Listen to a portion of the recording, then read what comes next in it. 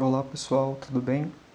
Eu tenho notado que algumas pessoas estão com um pouco de dificuldade em entender estrutura de dados homogênea, então por isso eu resolvi fazer uma videoaula simples só para a gente entender ali a estrutura de dados homogênea, até porque ela vai nos acompanhar por um bom tempo da nossa vida. Vou focar na estrutura de dados homogênea no geral, mas vou dar um exemplo de uso aqui na linguagem C, ok? Então, por que estrutura de dados homogênea? Então, todas as vezes que eu escuto a palavra homogênea, eu lembro daquela massa de bolo, porque todas as vezes, não sei se vocês já passaram por isso, se você já passou por isso, mas todas as vezes que você lê uma receita de bolo, ela fala bata o bolo até que a massa fique homogênea. Então, a homogeneidade dá a sensação de igualdade, de uniformidade, de mesma coisa, de mesma aparência. Então, estrutura de dados homogênea, nesse caso, nós vamos pensar ela como uma coisa, uma caixa que permite que nós colocamos coisas dentro dessa caixa, valores dentro dessa caixa que sejam do mesmo tipo. Então, por exemplo, se eu tenho uma caixa de brinquedos, eu tenho uma variável chamada brinquedos, eu não vou colocar nada lá dentro que não seja brinquedo, ok? Nesse caso aqui, alguns exemplos que eu dei, por exemplo, em vez de você, se você precisa no seu código utilizar mais de uma variável do mesmo tipo, por exemplo, idade, ou por exemplo, notas, ou por exemplo, ah, não sei, nomes. Então você precisa de pegar o nome de 3 pessoas. Então, os nomes, querendo ou não, eles vão ser de um único tipo, certo?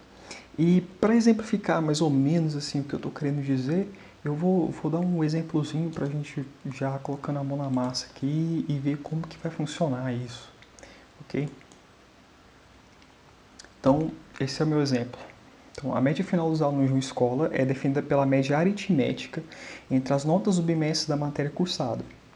Sabendo que nessa escola há 4 bimestres, desenvolva um programa que receba as 4 notas do aluno em uma matéria e imprima na tela a média final dos alunos. Então, observações aí à parte. As notas são dadas de 0 a 100 e a média será um número inteiro entre 0 e 100.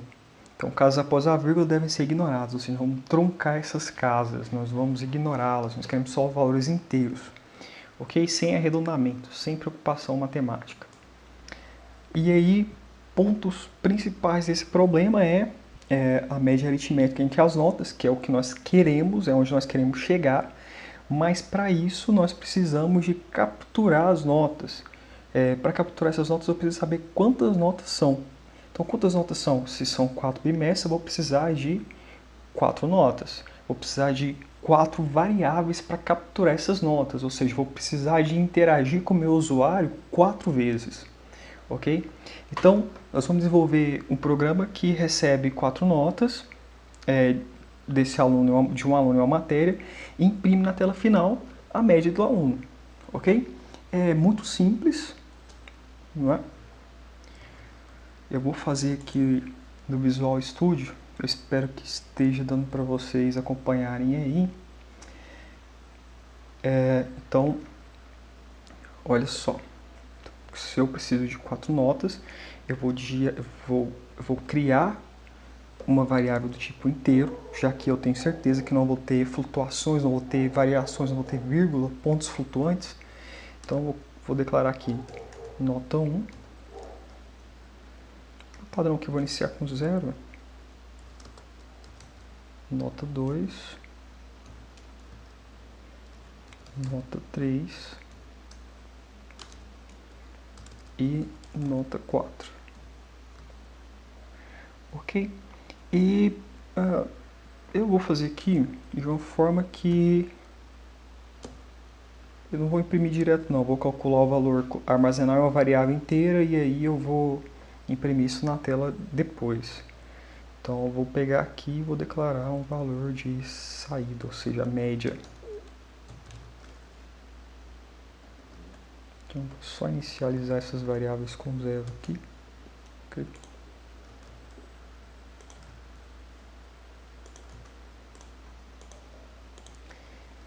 e vou capturar esses 4 valores.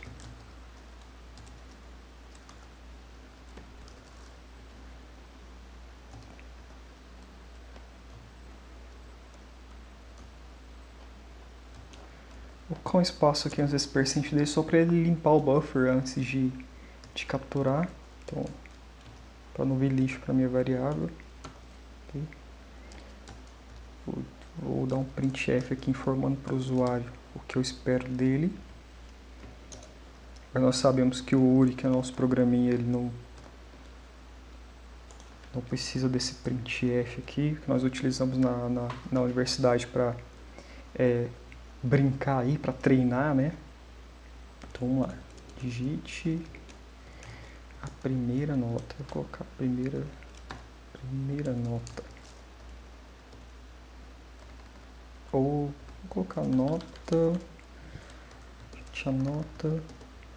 do primeiro bimestre.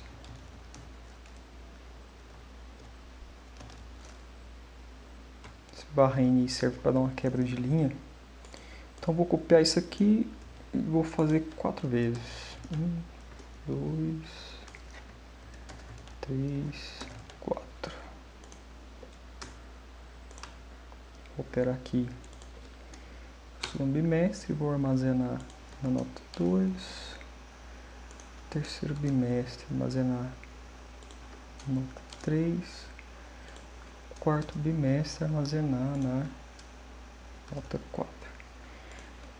Então, é um cálculo simples, como é a média aritmética, eu vou somar todos. Então, a média aqui vai ser N1, nota 1, mais nota 2, mais nota 3, mais nota 4, e vou dividi-las pela quantidade de notas que eu estou somando, que nesse caso são 4 notas. Okay? Então vou achar a média aritmética e vou imprimir.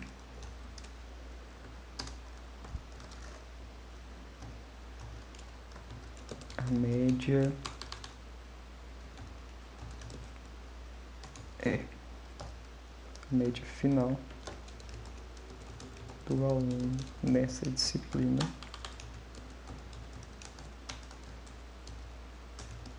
é percent dele. Média. Ficou meio grande, mas já ia me esquecendo aqui de colocar o e-comercial aqui antes das notas, mas vamos lá.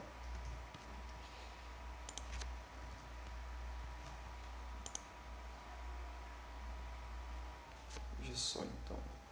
Vamos supor 100, 90 no segundo, 40 no terceiro e novamente 70 no quarto. Então a média final desse aluno vai ser de 75. Ok? Olha só. Então, não sei se vocês notaram, mas eu utilizei aqui, eu criei 5 variáveis do mesmo tipo. Então, a intenção de estrutura de dados homogêneas é criar uma forma para facilitar, para diminuir esse código. Então, vamos lá ver como que é a definição desses caras, então. Então, essa é a primeira solução que eu dei para esse problema. Então, existem outras soluções que nós vamos dar a esse problema utilizando sistemas de dados homogêneos, ok? Então, a estrutura de dados homogêneos vai nos falar sobre vetores, matrizes que, querendo ou não, são arrays, ok?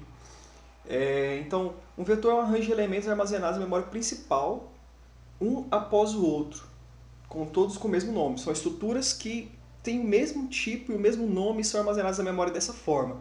Então, por exemplo, naquele caso que eu utilizei 5 variáveis, cada vez que eu declaro uma variável dessa, ele armazena um ponto diferente na memória. Se eu criar um vetor, ele vai armazenar um após o outro dentro vai armazenar, vai alocar um espaço na memória para armazenar essas notas um após o outro. Então vai facilitar um pouco para o sistema trazer esses dados para a gente quando nós precisarmos. Só que a questão aqui nem é essa. Eu acredito que o maior problema, eu acho que a maior facilidade que nós vamos ter aqui é para facilitar, para ter uma facilidade maior dentro do código. Eu sei que a princípio vai ser um pouco complicado, mas a ideia é essa. Então, os vetores são lineares, ou seja, só tem uma linha. E depois nós vamos ver sobre matrizes. E as matrizes são justamente a união de vários vetores. Então, vamos dar uma olhada aqui na segunda solução. O que nós podemos fazer? Quais são os exemplos de vetores e matrizes? Então, por exemplo, eu tenho um vetor que é uma linha, e nessa linha eu vou ter valores, certo? E só tem uma linha, e tenho aqui, nesse caso, 5 colunas. As colunas de um vetor, eles vão ser nomeados a partir de seus índices. E os índices de vetores, eles vão começar no valor 0. Não no valor 1, como no caso lá do Excel. Se você colocar lá no Excel, você vai dar uma olhada. Vai ver que lá eles nomeiam a partir do índice 1. No caso, as colunas eles chamam de A, né? Então, a diferença básica entre vetor e matriz é justamente essa. Porque a matriz é uma união de vários vetores. Então, tem várias linhas juntas na mesma matriz. Ok? Em matemática, não sei se para a gente fazer um pequeno paralelo, isso aqui quem estudou matrizes em matemática vai ver que nós chamamos esse cara aqui na matemática de matriz linha, porque só tem uma linha e possui N colunas, possui várias colunas. E já uma matriz normal, ela vai ter uma matriz comum, com outra denominação, ela vai ter várias linhas e várias colunas, certo? Então, em uma matriz, a diferença entre a matriz e o vetor é que eles vão, no caso, o vetor só tem uma linha e a matriz vai ter várias linhas. E aí, o que nós fazemos com a coluna aqui no vetor, que é nomear a partir de seu índice, de 0 em diante, vamos fazer isso com as linhas da matriz. Se eu tenho 5 linhas da matriz, eu vou começar nomeando a partir da linha 0. E aí, quando eu quiser acessar, por exemplo, eu quero saber qual que é o valor que está na posição, na segunda linha da coluna, na terceira posição. Então, qual que é a segunda linha aqui? A segunda linha vai estar no índice 1. Eu quero acessar a terceira posição dessa matriz. Qual que vai ser a terceira posição? Primeira, segunda, terceira, que está no índice 2 da coluna. Certo? Então, nós vamos ver como que vamos utilizar isso aí mais adiante. Mas vamos dar uma outra solução para aquele problema? Olha só, o que eu escrevi naquele problema foi isso. O que espera? O que eu escrevi lá? Eu falei que cada índice desse aqui vai representar uma disciplina, certo? Ou seja, cada linha vai representar uma disciplina. E cada coluna vai representar a nota de um bimestre. Então aqui eu tenho 4 bimestres, e aí eu resolvi aproveitar essa mesma matriz para mim já colocar aqui a média final. Então a média final vai estar na primeira, segunda, terceira, quarta, na minha quinta coluna. Ok? Então é para eu simplificar isso aqui, como que ficaria para eu entender, como que eu coloco isso numa matriz dentro de uma linguagem C, por exemplo, ou de uma outra linguagem utilizando vetor. Então, como que ficaria? Esses dados aqui vão ser suprimidos, que são legendas, então fica meio que subentendido, e aí começa a trabalhar com índices. Então, nesse caso aqui, qual que seria a primeira linha? A primeira linha seria o índice 0, ou seja, no caso aqui, a disciplina de física. E cada coluna teria uma nota, sendo que na última coluna vai ficar a média final desse aluno, ok? Então, essa vai ser a forma que eu vou dar para aquele problema. Essa vai ser a resolução que eu vou dar para aquele problema. Então, aqui, na coluna 0, na primeira coluna, que é a nota do primeiro. Na coluna de índice 1 vai ficar a nota do segundo. Na coluna de índice 2 vai ficar a nota do terceiro. Na coluna de índice 3 vai ficar a nota do quarto. E na coluna de índice 4 vai ficar o resultado da média final. Eu quero que vocês percebam que apesar de nós termos aqui 5 colunas, nós não vamos conseguir acessar a quinta coluna, ou melhor, a posição de índice 5, porque na verdade essa posição não existe, ok? Então, vamos colocar isso no código. Então eu vou melhorar aquele código de tal forma que nós possamos utilizar essa instrução de vetor, essa nova funcionalidade.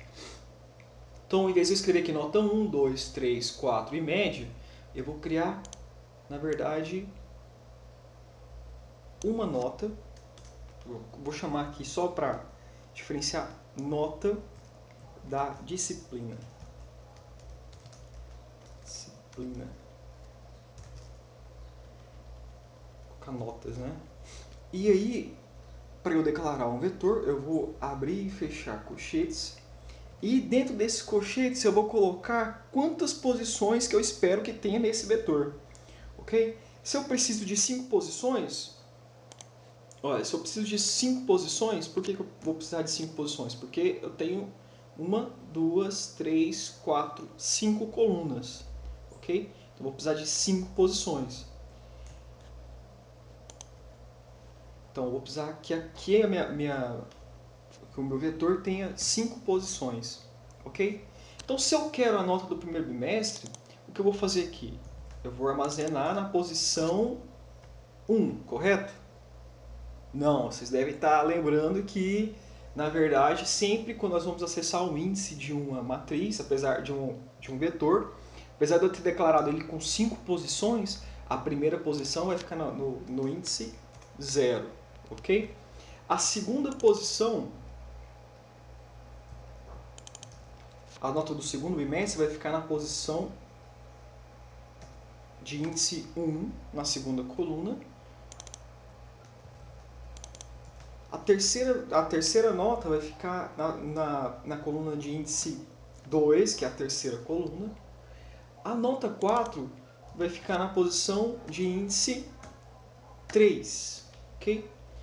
E aí aqui eu vou colocar nota, fazer a mesma coisa aqui, nota 0, vou copiar aqui e colar.